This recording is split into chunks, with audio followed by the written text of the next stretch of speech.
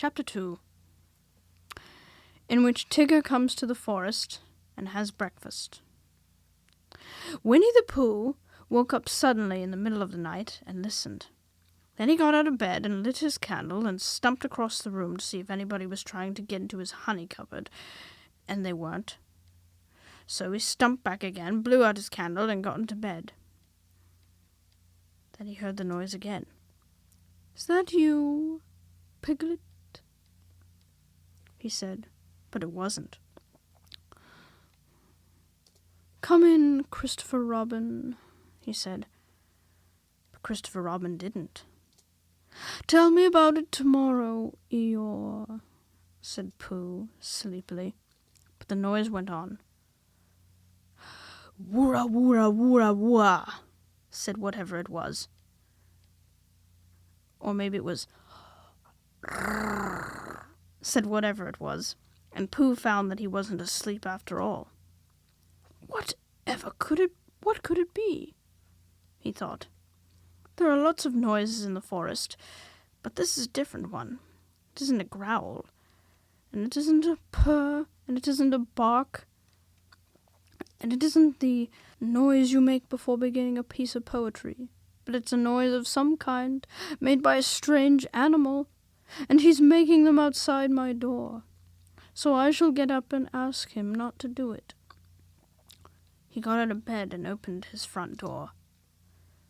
"Hello," said Pooh, in case there was anything outside. "Hello," said whatever it was. "Oh," said Pooh. "Hello." "Hello." "Oh, there you are," said Pooh. "Hello." "Hello," said the strange animal, wondering how long this was going on. Pooh was just going to say hello for the fourth time when he thought that he wouldn't, so he said, "Who is it?" instead. "Me," said a voice. "Oh," said Pooh, "well, come here." So whatever it was came here, and in the light of the candle he and Pooh looked at each other. "I'm Pooh," said Pooh. "I'm Tigger," said Tigger. "Oh," said Pooh, for he had never seen an animal like this before. "Does Christopher Robin know about you?" "Of course he does," said Tigger. "Well," said Pooh, "it's the middle of the night, which is a good time for going to sleep, and tomorrow morning we'll have some honey for breakfast.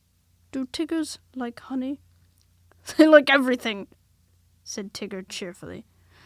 "Then if they like going to sleep on the floor, I'll go back to bed," said Pooh, "and we'll do things in the morning. Good night." And he got back into bed and went fast asleep. When he woke in the morning, the first thing he saw was Tigger sitting in front of the glass and looking at himself. "Hello," said Pooh. "Hello," said Tigger. "I found somebody just like me. I thought I was the only one of them." Pooh got out of bed and began to explain what a looking-glass was. But just as he was getting to the interesting part, Tigger said, "Excuse me a moment, but there's something climbing up your table." And with one loud he jumped at the end of the tablecloth, pulled it to the ground, wrapped himself up in it 3 times, rolled to the other end of the room, and after a terrible struggle got his head out to the daylight again and said cheerfully, "Have I won?" "That's my tablecloth," said Pooh, as he began to unwind Tigger. "I wondered what it was," said Tigger. "It goes on the table, and you put things on it." "Then what did it try to bite me when I wasn't looking?" "I don't think it did," said Pooh. "It tried," said Tigger, "but I was too quick for it." Pooh put the cloth back on the table, and he put a large honey pot on the cloth and then sat down to breakfast. But as soon as they sat down, Tigger took a large mouthful of honey, and he looked up at the ceiling with his head on one side and made exploring noises with his tongue and considering noises and what have we got here noises. And then he said in a very decided voice, "Tiggers don't like honey." "Oh," said Pooh, and tried to make it sound sad and regretful. "I thought they liked everything." everything except honey, said Tigger. Pooh felt rather pleased about this, and said that as soon as he'd finished his own breakfast, he would take Tigger round to Piglet's house, and Tigger could try some of Piglet's haycorns. "Thank you, Pooh," said Tigger, "because haycorns is really what Tiggers like best." So, after breakfast, they went round to see Piglet, and Pooh explained as they went that Piglet was a very small animal who didn't like bouncing, and asked Tigger not to be too bouncy just at first. And Tigger, who had been hiding behind trees and jumping out on Pooh's shadow when it wasn't looking, said that Tiggers were only bouncy before breakfast, and that as soon as they had had a few haycorns, they became quiet and refined.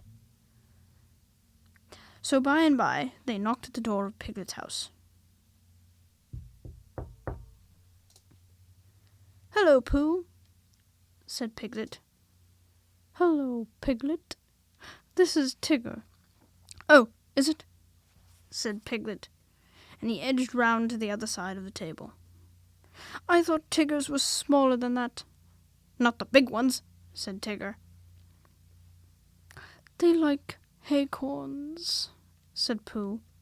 "So that's what we've come for, because poor Tigger hasn't had any breakfast yet." Piglet pushed back the bowl of acorns towards Tigger and said, "Help yourself." And then he got close up to Pooh and felt much braver and said, "So you're Tigger? Well, well," in a careless sort of voice. But Tigger said nothing because his mouth was full of acorns. After a long munching noise, he said, "Ugh." And when Pooh and Piglet said, "What?" he said, "Scusi," and went outside for a moment. When he came back, he said firmly, "Tiggers don't like haycorns." "But you said they liked everything except honey," said Pooh. "Everything except honey and haycorns," explained Tigger. When he heard this, Pooh said, "Oh, I see." And Piglet, who was rather glad that Tiggers didn't like haycorns, said, "What about thistles?" "Thistles," said Tigger, "is what Tiggers like best." "Then let's go along and see Eeyore," said Piglet. So the three of them went, and after they had walked and walked and walked, they came to the part of the forest where Eeyore was. "Hello, Eeyore," said Pooh.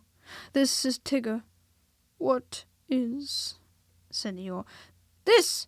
explained Pooh and Piglet together, and Tigger smiled his happiest smile, and said nothing. Eeyore walked all around Tigger, one way, and then turned and walked round him the other way. "What did you say it was?" "Tigger." "Ah," said Eeyore. "He's just come," explained Piglet. "Oh," said Eeyore again. He thought for a long time, and then said, "When is he going?" Pooh explained to Eeyore that Tigger was a great friend of Christopher Robin's who had come to stay in the forest, and Piglet explained to Tigger that he mustn't mind what Eeyore said, because he was always gloomy, and Eeyore explained to Piglet that, on the contrary, he was feeling particularly cheerful this morning, and Tigger explained to anybody who was listening that he hadn't had any breakfast yet. "I knew there was something," said Pooh. "Tiggers always eat thistles, so that was why we came to see you, Eeyore." "Don't mention it, Pooh." "Oh, Eeyore, I didn't mean that I didn't want to see you." Quite. "But your new stripy friend, naturally he wants his breakfast. What did you say his name was?" "Tigger." "Then come this way, Tigger." Eeyore led the way into the most thistly-looking batch of thistles that ever was, and waved a hoof at it. "A little thatch I was keeping for my birthday," he said. "But after all, what are birthdays? Here today and gone tomorrow. Help yourself, Tigger."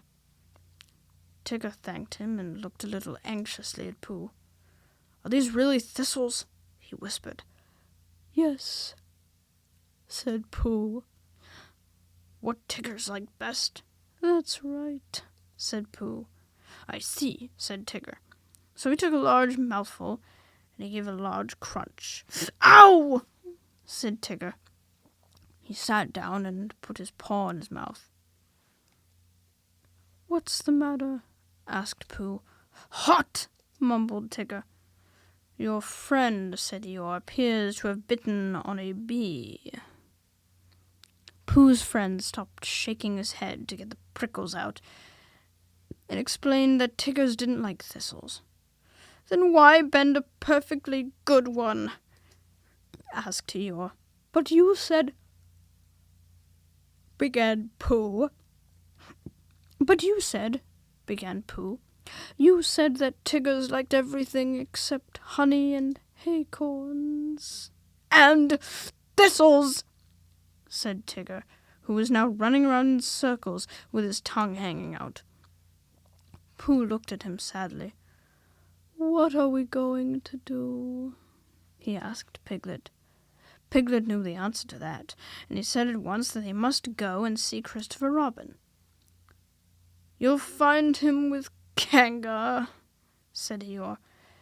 He came close to Pooh and said in a loud whisper, Could you ask your friend to do his exercises somewhere else? I shall be having lunch directly, and don't want it bounced on just before I begin. A trifling matter, and fussy of me, but we all have our little ways. Pooh nodded solemnly and called to Tigger, Come along and we'll go and see Kanga. She's sure to have lots of breakfast for you. Tigger finished his last circle and came up to Pooh and Piglet. Hot, he explained with a large and friendly smile. Come on. And he rushed off. Pooh and Piglet walked slowly after him. And as they walked, Piglet said nothing, because he couldn't think of anything, and Pooh said nothing, because he was thinking of a poem. And when he had thought of it, he began. What shall we do about poor little Tigger?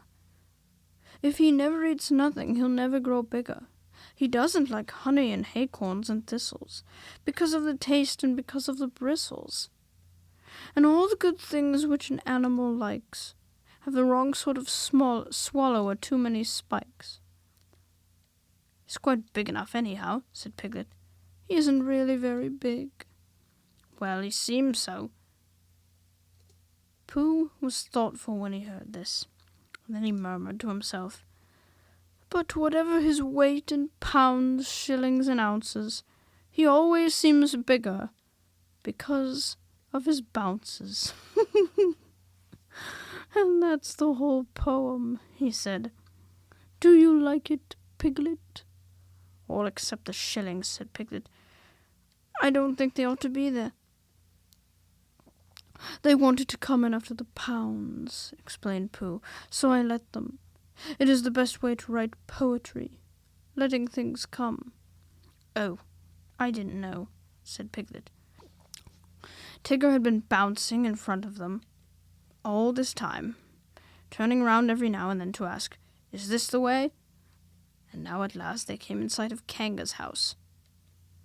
And there was Christopher Robin. Tigger rushed up to him. Oh, there you are, Tigger, said Christopher Robin. I knew you'd be somewhere. I've been finding things in the forest, said Tigger importantly. I found a Pooh and a Piglet and an Eeyore, but I can't find any breakfast. Pooh and Piglet came up and hugged Christopher Robin and explained what had been happening. Don't you know what Tigger's like? Asked Pooh. I expect, if I thought very hard, I should, said Christopher Robin. But I thought Tigger knew. I do, said Tigger. Everything there is in the world except honey and acorns and, what were those hot things called? Thistles. Yes, and those. Oh, well then, Kanga can give you some breakfast. So they went into Kanga's house, and when Roo had said, Hello, Pooh, and "Hello, Piglet," once, and "Hello, Tigger," twice, because he had never said it before, and it sounded funny. They told Kanga what they wanted, and Kanga said very kindly, "Well, look in my cupboard, Tigger dear, and see what you like," because she knew at once that however big Tigger seemed to be, he wanted as much kindness as Roo. "Shall I look too?" said Pooh, who was beginning to feel a little 11 o'clock-ish. And he found a small tin of condensed milk, and something seemed to tell him that Tigger's didn't like this, so he took it into a corner by itself and went with it to see that nobody interrupted it. But the more Tigger put his nose into this and his paw into that, the more things he found which Tigger's didn't like. And when he had found everything in the cupboard and couldn't eat any of it, he said to Kanga, "What happens now?" But Kanga and Christopher Robin and Piglet were all standing round Roo, watching him have his extract of malt. And Roo was saying, "Must I?" And Kanga was saying, "Now, Roo dear, you remember what you promised." "What is it?" said Tigger to Piglet. "His strengthening medicine," said Piglet. So Tigger came closer, and he leant over the back of Roo's chair, and suddenly he put out his tongue and took one large gulp. And with a sudden jump of surprise, Kanga said, "Oh!" and then clutched at the spoon again as if it were just as it was disappearing and pulled it safely back out of Tigger's mouth. But the extract of malt had gone. "Tigger dear," said Kanga, "he's taken my medicine, he's taken my medicine, he's taken my medicine," sang Roo happily, thinking it was a tremendous joke. Then Tigger looked up at the ceiling and closed his eyes, and his tongue went round and round his chops in case he had left any outside, and a peaceful smile came over his face as he said, "So that's what Tigger's like." Which explains why he always lived at Kanga's house afterwards, and had extract of malt for breakfast, dinner, and tea. And sometimes, when Kanga thought he wanted strengthening, he had a spoonful or two of Roo's breakfast after meals as medicine. "But I think," said Piglet to Pooh, "that he's been strengthened quite enough.